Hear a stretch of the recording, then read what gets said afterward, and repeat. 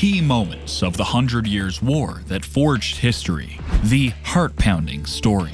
The 100 Years' War, a substantial armed conflict in the medieval era, left a lasting imprint on the culture and relations between France and England, spanning from 1337 to 1453, with intermittent truce periods. This war held historical significance for both nations. In this video, we're going to examine the reasons, key occurrences, and consequences of this war. So, let's get straight into it. The 100 Years' War was a prolonged conflict between the monarchs of France and England, kicking off in 1337 and finally wrapping up in 1453. This war persisted for 116 years, marked not just by continuous fighting, but also lengthy periods of peace. Interestingly, the term 100 Years' War only got its name in the 19th century. For our study purposes, we often break down this extensive conflict into three unique phases, each reflecting crucial periods of peace between the two countries. Number 1. The Edwardian War, 1337 to 1360, named after England's Edward III. Number 2. The Caroline War, 1369 to 1389, following France's Charles V. And number 3, the Lancastrian War, 1415 to 1453, tied to the English royal house, the Lancasters.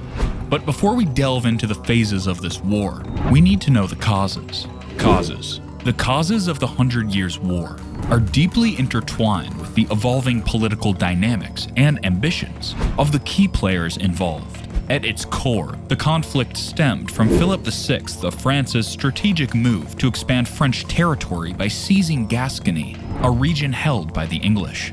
This territorial ambition laid the groundwork for a protracted struggle.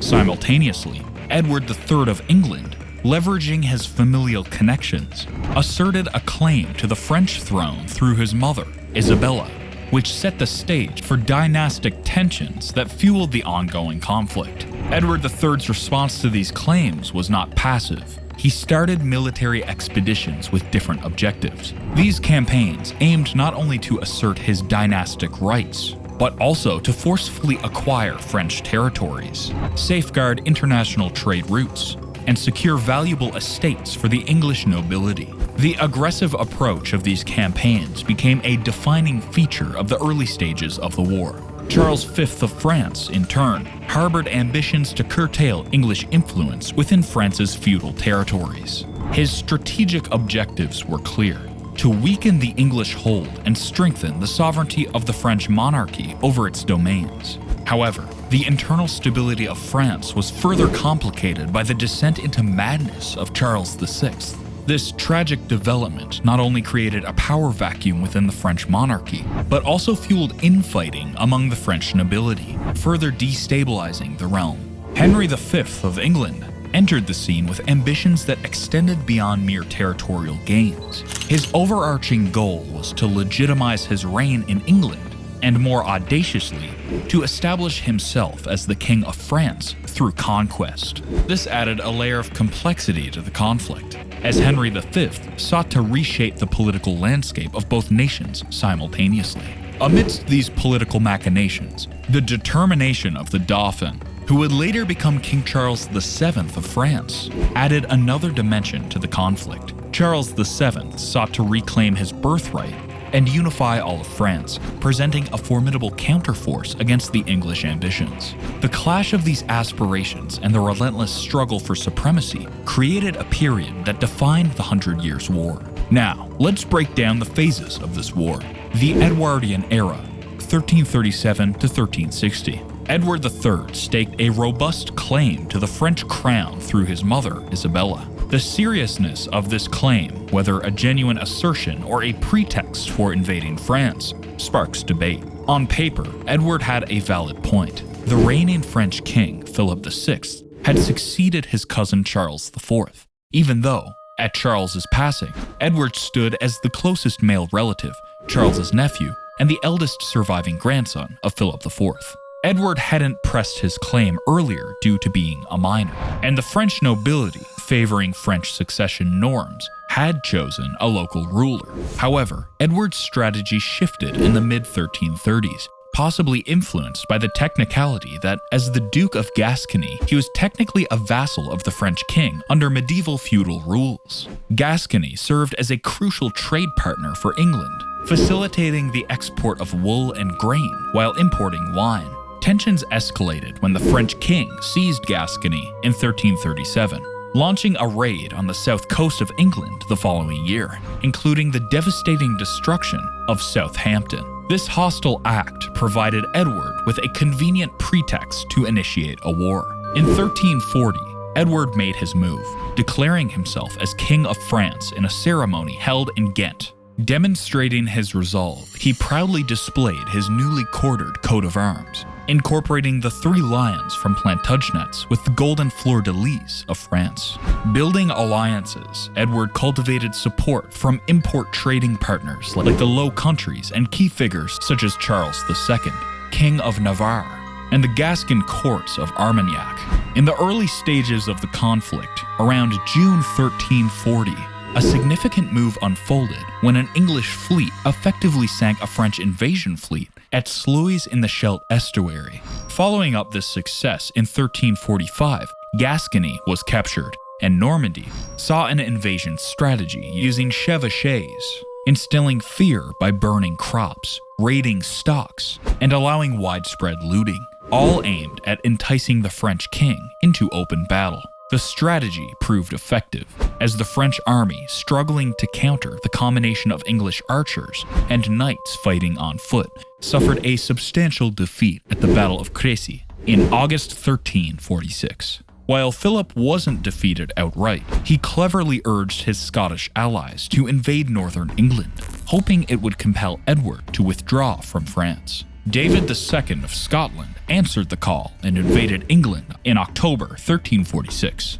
only to face defeat at the Battle of Neville's Cross on October 17, 1346. Adding insult to injury, King David found himself captured, and it wasn't until 1357, as part of the Treaty of Berwick, that he was released. In this treaty, the Scots paid a ransom, and a 10-year truce was brokered between the two nations. The momentum swung in 1347 with the capture of Calais, yet the onset of the Black Death in Europe disrupted the hostilities. The following significant triumph came on English soil, once again against a much larger French army, at the Battle of Poitiers in September 1356. Leading the English forces was Edward's capable son, Edward the Black Prince. The defeated King John II of France was captured at Poitiers and held for 4 years. The 1360 Treaty of Bretigny sealed the deal between England and France, recognizing Edward's claim to 25% of France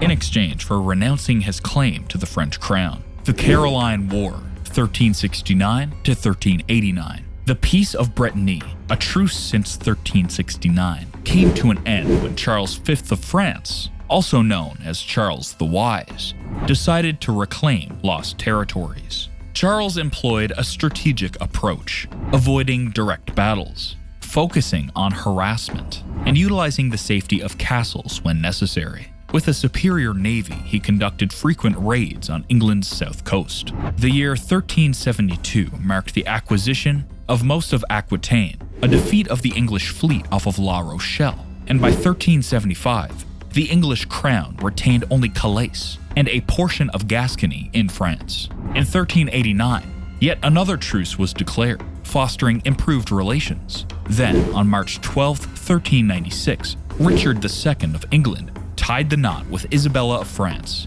daughter of Charles VI of France. This marriage solidified a 2-decade truce between the nations. However, during the reign of the succeeding king, Henry IV of England, the crown faced challenges closer to home, dealing with rebellions in England and Wales rather than extensive actions in France. The Lancastrian War, 1415 to 1453. Henry V, making his move in this Game of Thrones, proved even more ambitious than Edward III. His goals extended beyond plundering French territory. He aimed to permanently take it over and establish an empire. Success in war was a crucial tool for him to legitimize his reign, inheriting the crown from his father, Henry IV, who seized it by murdering Richard II. Henry V found opportune circumstances in the descent into madness of Charles VI of France, leading to a split among the French nobility between the Armagnacs and the Burgundians over control of the king and France.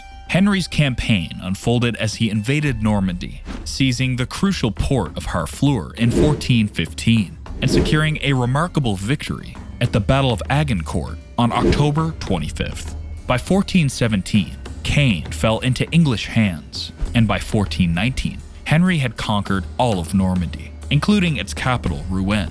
These triumphs, particularly the significant impact of Agincourt, where a substantial part of the French nobility perished, elevated Henry V to a national hero. In May 1420, he compelled the French to sign a peace treaty, the Treaty of Troyes, with nobility favorable terms. Henry V, now nominated as the regent and heir to Charles VI, solidified the newfound alliance by marrying Charles's daughter, Catherine of Valois. This marked the pinnacle of English success in the war. However, a condition of the deal required Henry to pledge to continue fighting against the Burgundians' primary adversary, the disinherited Dauphin, Charles. This commitment perpetuated the 100 Years' War, ushering in another round of conflict. In March 1421, the English faced defeat at the Battle of Bougie, with Henry's own brother, Thomas, Duke of Clarence, losing his life. Henry personally took the reins and headed to France, capturing Meaux on May the 11th, 1422, after an 8-month siege. However, fate took an unexpected turn for Henry as he passed away on the 13th of August, 1422, likely due to dysentery at Bois de Vincennes in France. His infant son, Henry VI, ascended to the throne, but neither his regents nor he, upon reaching maturity, could stem the tide of a formidable French resurgence marked by the heroic efforts of Joan of Arc. Joan of Arc, a peasant girl, guided by heavenly visions, played a pivotal role in lifting the siege of Orleans in 1429, marking the onset of a French resurgence under King Charles VII.